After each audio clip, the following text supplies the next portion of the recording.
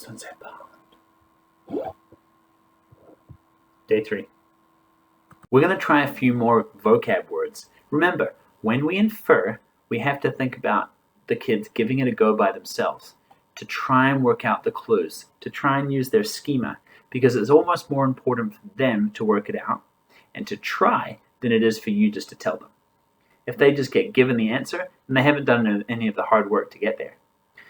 Just then, Bud stops and scans the pond. Scans.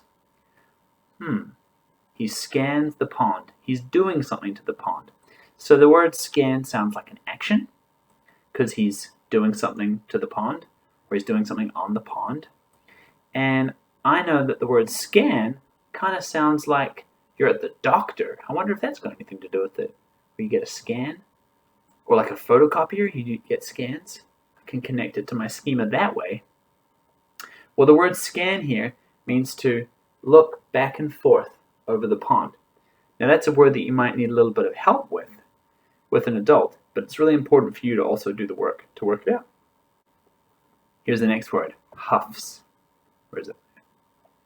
Bud jumps in the pond and swims fast to get the stick. He huffs and puffs as he grasps it and swims back to Matt. He huffs and puffs as he grasps it. Well, I'm going to infer that huff has something to do with the word puff, and he's grabbing it. He's probably pretty tired, so I'm going to infer that huff is kind of maybe a sound he makes or an action that he makes. And if I check with an adult, I would find out that that's true. Huffing and puffing is when you're breathing heavily up and down. We also have another word here, grasps. He huffs and puffs as he grasps it and swims back to Matt.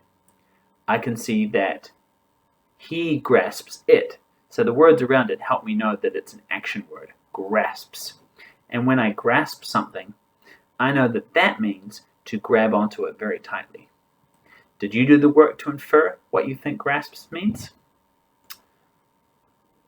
It says, when it is dusk, Matt and Bud run back up the hill.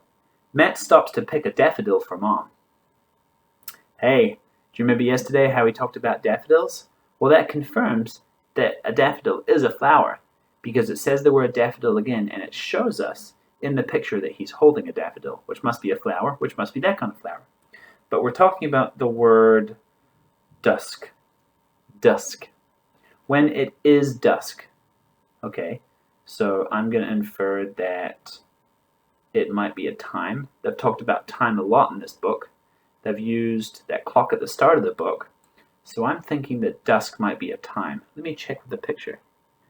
It looks much darker, like the sky and the sun has already gone down, which I know, the sun's already gone down. So I'm going to infer that's maybe nighttime.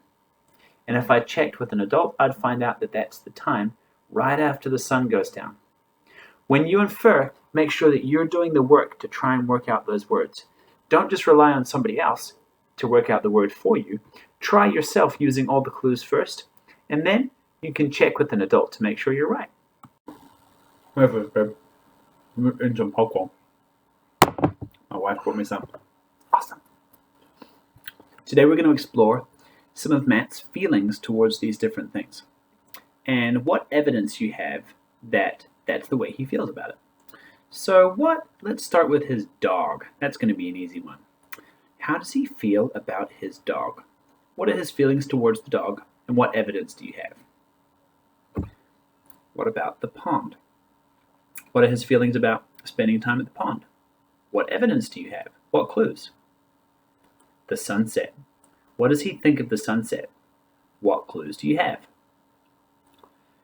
What does he think about peacefulness, and what clues do you have? What does he think about frogs? I've got popcorn stuck in my teeth. It's not part of the video. What does he think about his frog?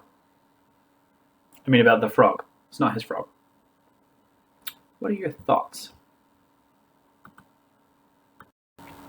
Here you can see I've written out some sentences to show what Matt's feelings are, I think, using evidence from the story. So first, he wants to help the frog out. And the evidence for that is that he yells, "Jump, frog, jump!" to warn the frog to get out of the way. He loves his dog, but he warns the frog.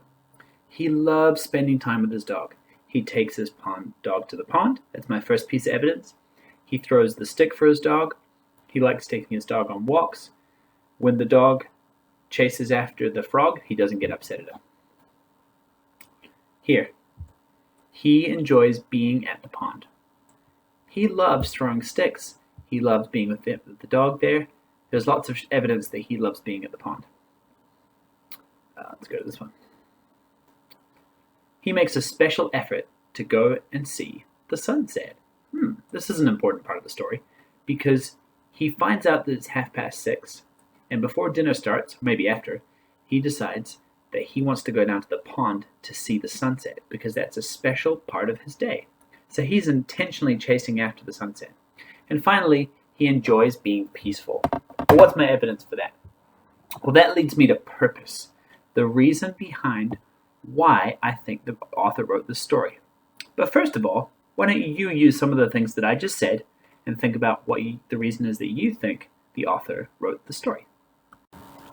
Have you ever been tempted to think that maybe going down to a pond sounds boring?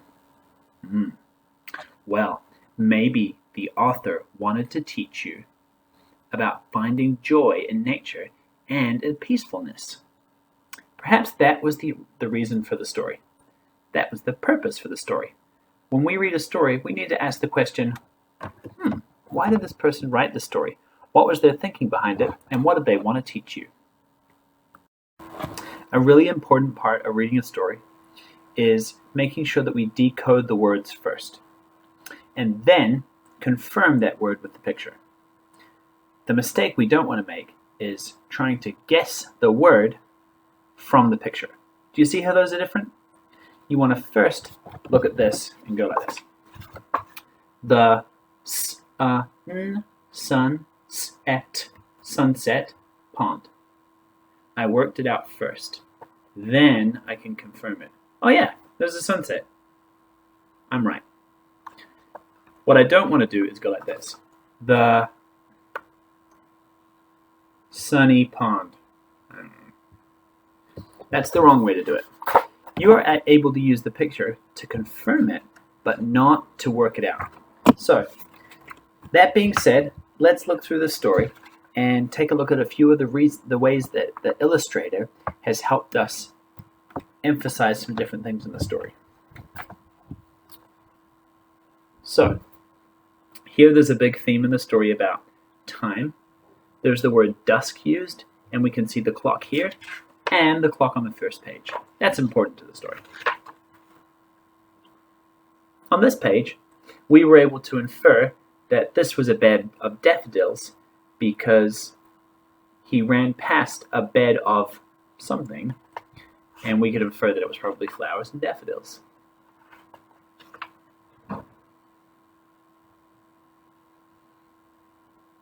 Look at the perspective on this page. You can see just the boy's legs, and then in the background, you can see the dog coming. But it's kind of got the dog and the pond as the main thing, and the boy pushed off to the side. I've done that picture like that for a reason. Just like right here in this picture, you can see that they're alerted to something, they're interested in something, but you can't see what it is.